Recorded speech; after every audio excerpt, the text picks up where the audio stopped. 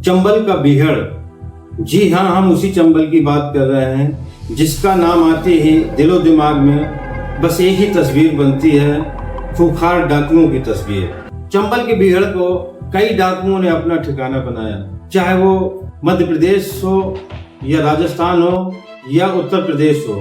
इसके जितने भी बागी होते थे चंबल के बीहड़ को ही अपना ठिकाना बनाते थे, क्योंकि चंबल की भौगोलिक स्थिति ऐसी है कि मध्य प्रदेश, राजस्थान, उत्तर प्रदेश ये तीनों के नजदीक पड़ता है चंबल का बीहड़।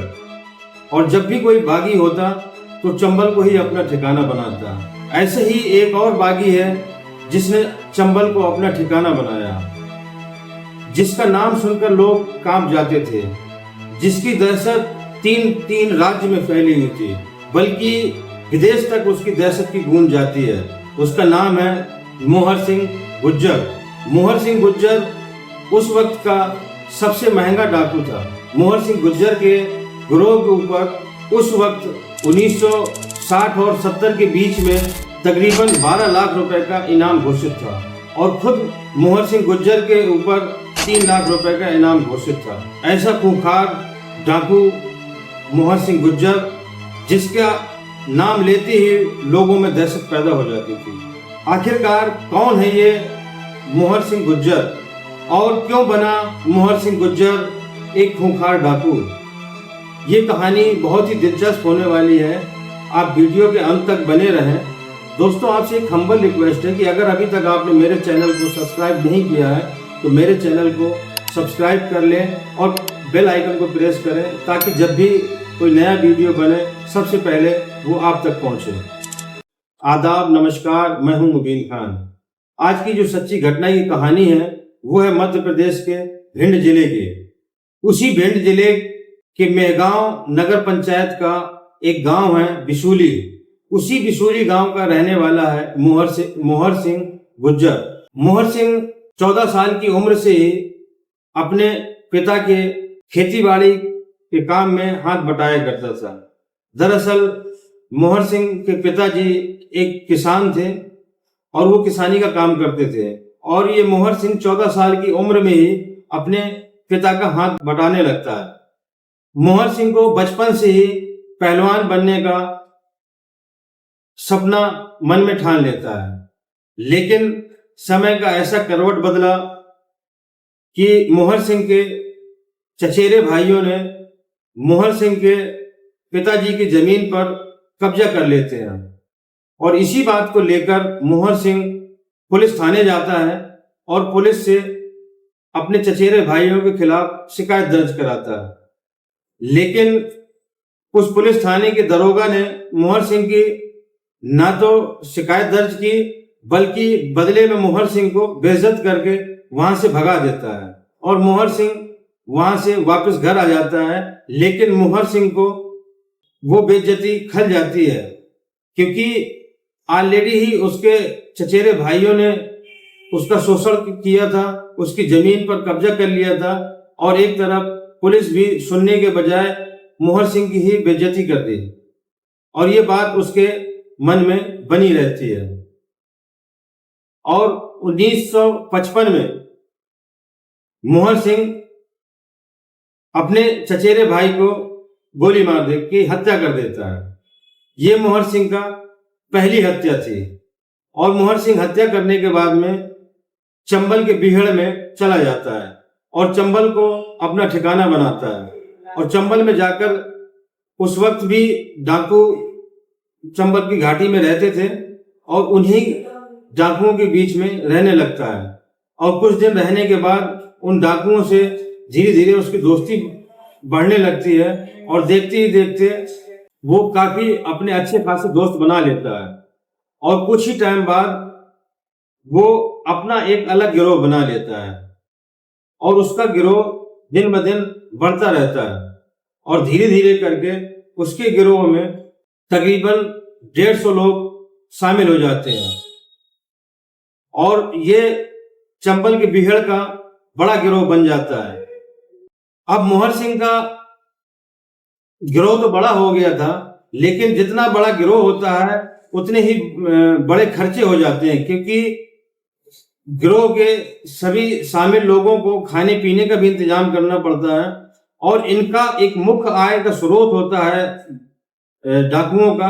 उस वक्त ये लोग अपहरण करते थे और उस अपहरण को ये लोग पकड़ कहते थे और उसी पकड़ के जरिए से जो भी पैसे की वसूली होती थी उसी वसूली से इनके गिरोह चला करते थे और आसपास के लोगों की पकड़ कर उनसे पैसे की वसूली करते और जो लोग पैसे देने में आनाकानी करते तो उनको ये लोग मार देते थे।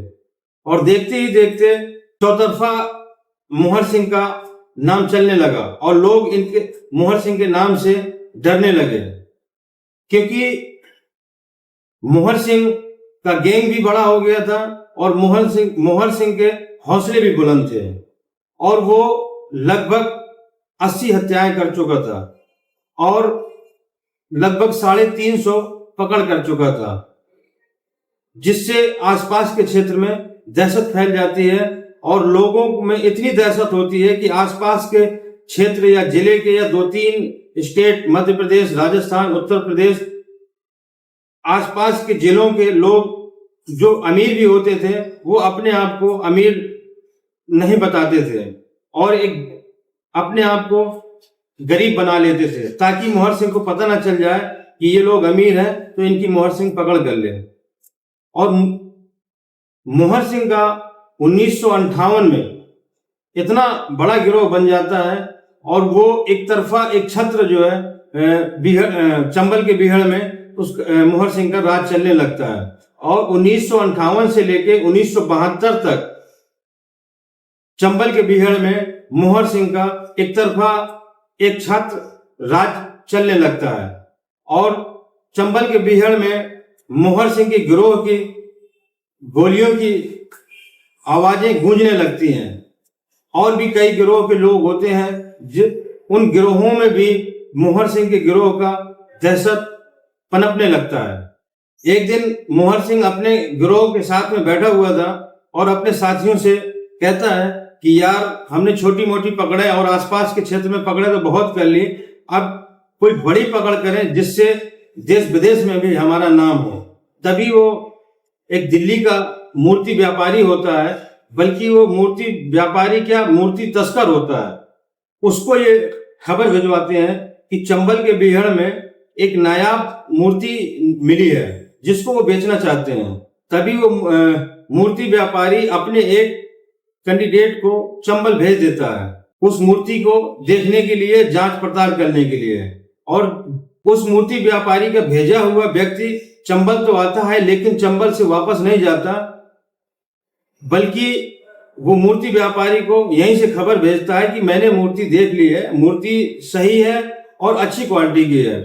तभी लालच में वो मूर्ति व्यापारी चंबल आ जाता है जिसको मोहर सिंह बंधक बना लेता है और उस वक्त 1965 में तकरीबन 26 लाख की रकम ये पकड़ के वसूली में मांगता है। उस वक्त 26 लाख रुपए की रकम बहुत बड़ी रकम होती है, क्योंकि वो जो मूर्तिकार था उसके राजनीतिक रिश्ते भी बहुत अच्छे थे और कई स्टेट में उसके बड़े राजनेताओं से संबंध भी थे, इसलिए ये बात पूरे देश में फैल जाती है। लेकिन उसके बावजूद भी पुलिस मोहर सिंह का कुछ नहीं बिगाड़ पाती और उनके घर वालों को पकड़ की रकम देनी पड़ती है, तब जाके वो मूर्ति तस्कर को छोड़ता है। और 1972 आते आते मोहर सिंह का अब चंबल के बिहड़ से मन भर चुका था। तभी उसका एक दोस्त होता है माधव सिंह। माधव सिंह कहता है कि मोहर सिंह अब हम लोगों को आत्मसमर्पण कर देना चाहिए, क्योंकि मोहर सिंह जयप्रकाश एक समाज सेवी नेता, क्योंकि मोहर सिंह समाजवादी नेता जयप्रकाश नारायण से काफी प्रभावित होता है और वो आत्मसमर्पण करने की सोचने लगता है। तभी वो सूचना जयप्रकाश नारायण को देते हैं और जयप्रकाश नारायण भिंड पहुंच जाते हैं और वहां पर मोहर सिंह अपने पूरे गिरोह के साथ में भिंड पहुंच जाता है और वहीं पर और वहीं पर जयप्रकाश नारायण के सामने गांधी जी की मूर्ति के सामने अपने हथियार डालकर आत्मसमर्पण कर देते हैं।